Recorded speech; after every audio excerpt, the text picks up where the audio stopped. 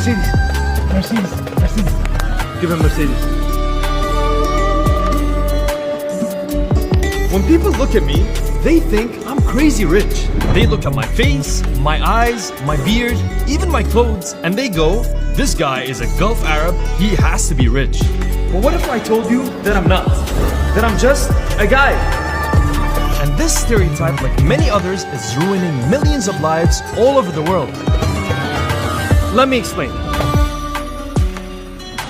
When you think of Bahrain, Kuwait, Oman, Qatar, or the UAE, you think of oil money.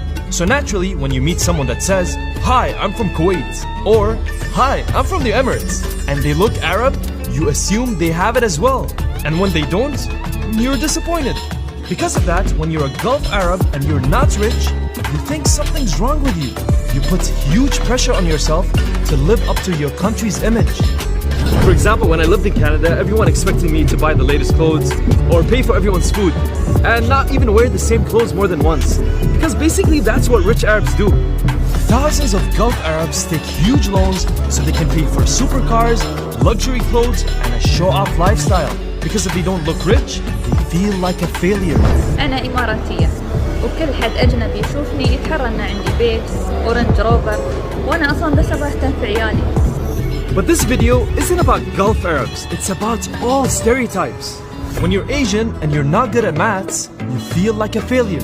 When you're a woman and you don't want to have kids, you feel like a failure. When you're Indian or Jewish and you're not a doctor or lawyer, you feel like a failure. And the worst part is that this huge pressure can become a self-fulfilling prophecy. Thousands of women force themselves to have babies because they think they have to. Thousands of Jews force themselves to become doctors because they think they have to. And thousands of Indians force themselves to be lawyers because they think they have to. You know, the Indian stereotype is you have to be a doctor, a lawyer, an engineer, because these are the jobs that are going to make you successful. But that's not entirely true. I'm a writer and I'm making a pretty good living as one. Of course, stereotypes can be helpful. Research shows that they help our brains process the world a little easier and faster. And some of them are even true. But when we force them onto strangers, we take away their chance to be unique, to have their own identity, to be their own human being, beyond where they come from and what they look like. So next time you meet a stranger, don't just ask them about their countries or their cultures. Ask them about who they are and what they like to do. They might teach you so much more than you can ever imagine.